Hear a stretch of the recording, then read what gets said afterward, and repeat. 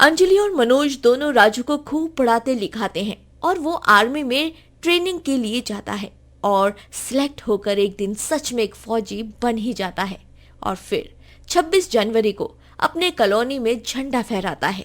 तभी उसे एक गरीब लड़का दिखाई देता है जो ठीक उसकी तरह ही झंडे बेच रहा होता है। उसे एक आदमी धुतकारते हुए कहता है, अरे जा क्यों दिमाग खा रहा है, नहीं चाहिए बोला ना। ले लो ना साहब, सिर्फ 2 रुपए का है। क्यों नहीं लेना चाहते हो आप ये झंडा भाई साहब? अरे केवल 2 रुपए की ही तो बात है। उन्हीं 2 रुपए को जोड़कर इस बेचारे का पेट भरता है। वो आदमी वहां से चला जाता है। तुम चिंता मत करो बेटा, अब तुम मेरे हॉस्टल में पढ़ोगे और वहीं पर रहोगे मुफ्त में। हाँ बेटा, मुफ्त में। राजू अब फौजी बनकर सभी गरीब बच्चों का भला करता है और उसने जो कुछ सहा वो दूसरे गरीब बच्चे ना सहे ये देखता है। वो गरीबों के लिए मुफ्त का हॉस्टल बनाता है और गरीब बच्चों का कल्याण करता है। गरीब की 26 जनवरी। राजू अपने माता पिता मनोहर और सुमित्रा के साथ रहता है। वो लोग गरीब तो होते हैं, लेकिन मनोहर फिर भी राजू को किसी चीज की कमी नहीं रखने देता है। एक दिन, पापा 26 जनवरी आ रहा है, इस बार हमारे मोहल्ले में फिर से धूमधाम से मनाया जाएगा ना गणतंत्र दिवस? हाँ, क्यों नहीं बेटा, जरूर मनाया जाएगा। राजू बेटा, मेरी हमेशा से यही इच्छा रही है कि तू बड़ा होकर एक फौजी बने। मेरे बचपन में बहुत बुरे हालात थे, इसीलिए मैं अपना फौजी बनने का सपना कभी पूरा नहीं कर पाया, लेकिन तू जरूर पूरा करना। हाँ पापा, मैं आपका सपना जरूर पूरा करूंगा, ये मेरा आपसे वादा है। कुछ दिन बाद अचानक से मोहल्ले में दंगे होने लगते हैं और उन दंगों में मनोहर और सुमित्रा की मृत्यु हो जाती है, जिसके बाद राजू इस दुनिया में अकेला पड़ जाता है। उसे घर मालिक घर के बाहर निकाल देता है और वो अब यहाँ से वहां दर दर भटकने लगता है। कहाँ चले गए आप दोनों माँ और पापा? मैं इस निर्दयी और कठोर दुनिया में अकेला कहाँ रहूंगा, कैसे जीऊंगा? कुछ दिनों तक राजू बेचारा कड़ाके की ठंड में फुटपाथ पर ही सोता है। वो भीख मांग मांग कर खाना खाता है। उसके बाद ना किसी का सहारा था और ना ही उसके रहने या खाने का ठिकाना था। वो एक झोंपड़ी बांधकर उसी में रहने लगता है। माँ, पापा, मैं आप दोनों को रोज याद करता हूँ, काश आप दोनों यहाँ होते। थोड़े ही दिनों बाद 26 जनवरी का दिन आता है और गणतंत्र दिवस के अवसर पर राजू एक बड़े से ग्राउंड के बाहर जाकर खड़ा रहता है। तभी वहां पर राष्ट्रीय ध्वज को फहराया जा रहा होता है। एक दिन मैं भी इसी तरह फौजी बनकर गणतंत्र दिवस पर राष्ट्रीय ध्वज फहराऊंगा।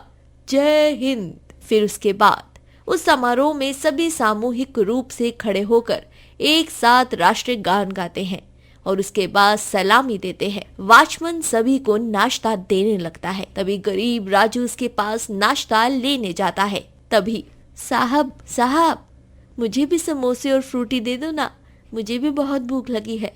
अबे ओए, चल निकल यहाँ से, पता नहीं कहाँ कहाँ से आ जाते हैं ये सारे भिखारी।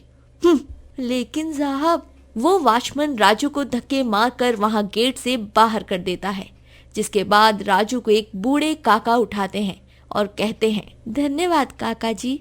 बेटा, तुम ठीक तो हो ना? हाँ काका, मैं बिल्कुल ठीक हूँ, धन्यवाद काका। ये लो बेटा, कुछ पैसे हैं, इन्हें रख लो अपने पास। इन पैसों से कुछ खा लेना, ठीक है? लेकिन काका जी, ये तो बहुत सारे पैसे हैं।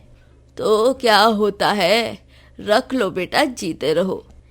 धन्यवाद काका जी, आपका बहुत बहुत धन्यवाद। राजू उन काका के पैर छूकर उनका आशीर्वाद लेता है और आगे जाकर कहीं कुछ खा लेता है और बचे हुए पैसे से 1-1 रुपए के 20 झंडे खरीद लेता है और उन्हें 2-2 रुपए में बेचने लगता है।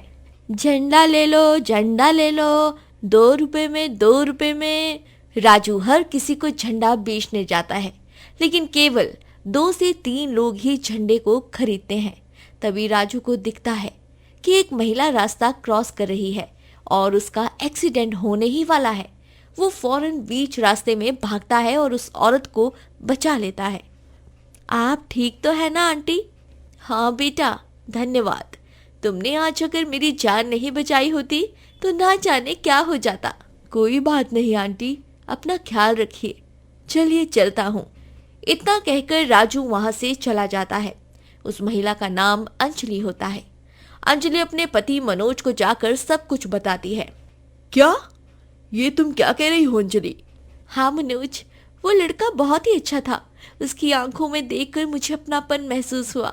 मेरे अंदर एक अलग सा भाव, ममता का भाव जाग उठा। मनोज, मैं एक बांझ हूँ और मैं कभी बच्चा पैदा नहीं कर पाऊंगी। क्यों ना हम उस लड़के को गोद ले लें? अंजलि, ये तुमने बहुत ही सही निर्णय लिया है। अगर तुम्हें उस लड़के से लगाव महसूस हुआ है तो हम जरूर उसे गोद ले लेंगे। धन्यवाद मनोज। मनोज और अंजलि दोनों राजू को ढूंढने निकल पड़ते हैं और वो उसे ढूंढकर उसे गोद ले लेते हैं, जिसके बाद राजू की जिंदगी अब पूरी तरह बदल जाती है। सड़कों पर झंडे बेचता राजू अब अच्छे घराने में पढ़ने लिखने लगता है। अंजलि माँ, मेरे पापा का ये सपना था कि मैं एक फौजी बनूं और मैं उनका वो सपना पूरा जरूर करूंगा। हाँ राजू बेटा, मुझे पूरा यकीन है कि तुम अपने पापा का वो सपना पूरा जरूर करोगे। तुम्हें किसी भी चीज की चिंता करने की कोई जरूरत नहीं है बेटा, हम दोनों तुम्हारे साथ हैं। तुम बस अच्छे से पढ़ो और आगे बढ़ो। धन्यवाद आप दोनों का, मेरी यशोदा मैया और नंद बाबा बनने के लिए।